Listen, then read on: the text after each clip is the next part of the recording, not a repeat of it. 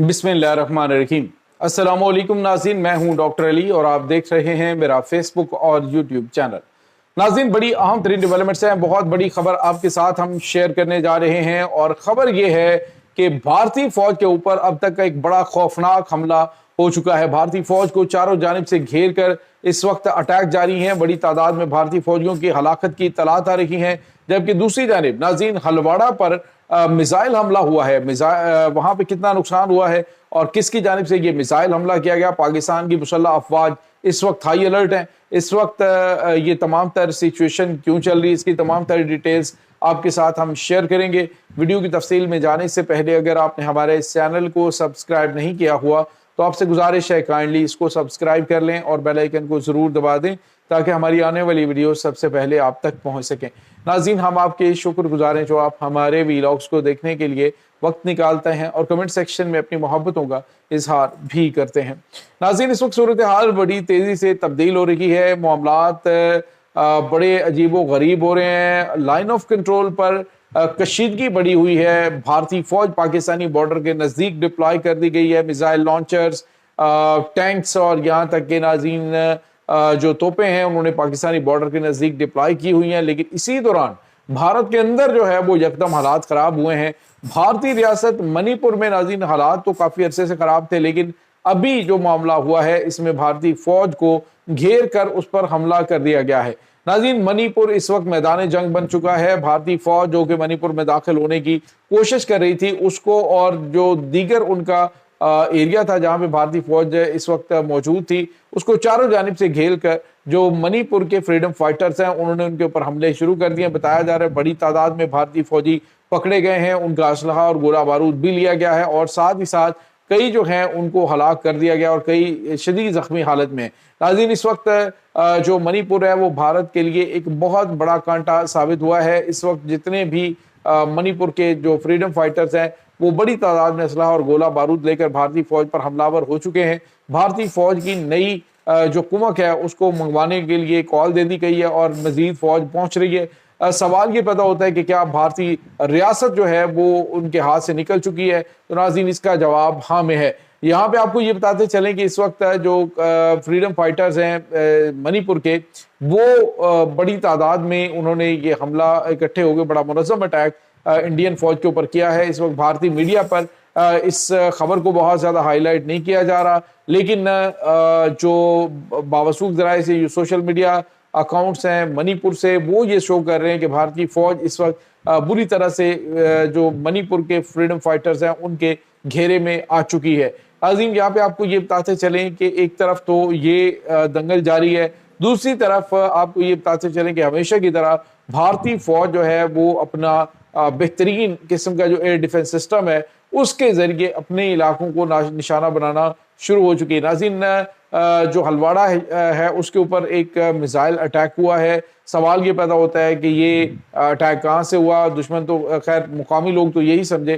कि पाकिस्तान की जानिब से ये मिसाइल मारा गया, लेकिन नाज़रीन ये भारत का भारतीय फौज जो भारतीय आर्मी है उसकी जानिब से फायर किया जाने वाला वो मिसाइल था जिसको MRAM कहा जाता है। ये नाज़रीन जो MRAM है बेसिकली इन्होंने ये जो मिसाइल सिस्टम है जो एयर डिफेंस सिस्टम है इन्होंने पाकिस्तान के जो फतेह 2 मिसाइल है या फतेह 3 मिसाइल है उसको रोकने के लिए बनाया हुआ है और आज इन्होंने उसको फायर करने का मुजाहरा किया और वो हलवाड़ा के अहम तरीन इलाके के अंदर गिरा है जिससे काफ़ी लोग जख्मी भी हुए हैं और बताया जा रहा है कि वहाँ पे शदीद खौफ व हरास जो है वो लोकल्स में पाया जा रहा है और लोग शदीद परेशान हैं।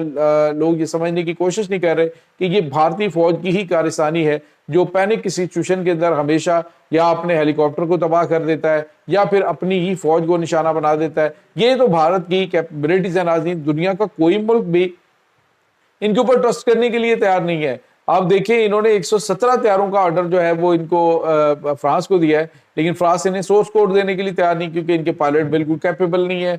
आप देखिए नाज़रीन कि इस वक्त भारत जो है वो कोशिश तो ये करता है कि खित्ते के अंदर या फिर दुनिया की चौथी बड़ी फौज है उसकी, लेकिन अंदर जो काट कबाड़ भरा हुआ है वो पूरी दुनिया के सामने एक्सपोज होता रहता है। आज तक नाज़रीन भारतीय एयरफोर्स के जितने हादसात हो चुके हैं जहाँ ابھی ریسنٹلی انہوں نے جو کچھ کام کیا وہ آپ کے سامنے، اور آپ کو یاد ہوگا کہ انہوں نے جب غلطی سے ایک میزائل فائر کر دی اور پاکستانی علاقے کے اندر آ گرا، یعنی ان سے غلطی بہت زیادہ ہوتی ہے. آپ اندازہ لگائیں کہ بھارتی فوج اتنی غیر ذمہ دار ہے، اتنی غیر ذمہ دار بھارتی فوج ہے کہ ان کو پتہ ہی نہیں چلتا کہ یہ جو میزائل ہیں یہ جو ہے وہ کتنے خوفناک ہو سکتے ہیں، کتنے خطرناک نتائج ان کے ہو سکتے ہیں.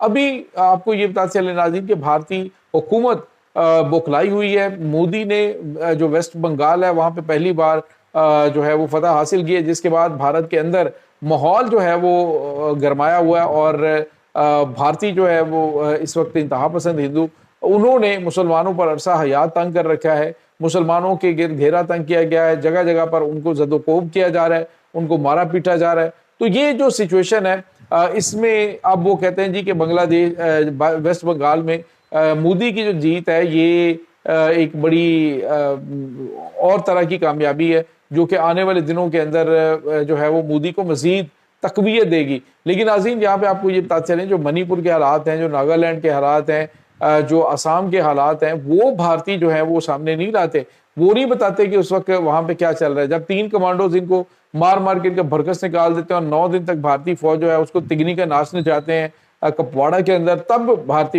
جو ہے وہ سو رہے ہوتے ہیں. اب ناظرین مقبوضہ جموں کشمیر کے اندر حالات کافی زیادہ خراب ہیں، وہاں پہ بھارتی فوج کا کنٹرول آہستہ آہستہ ختم ہو رہا ہے. اسی طرح سے جو آزاد خالصان تحریک ہے وہ بھی مکمل طور پہ تیار ہے، کسی وقت بھی وہاں پہ لاوا پھٹ سکتا ہے اور مسلح تحریک شروع ہو سکتی ہے.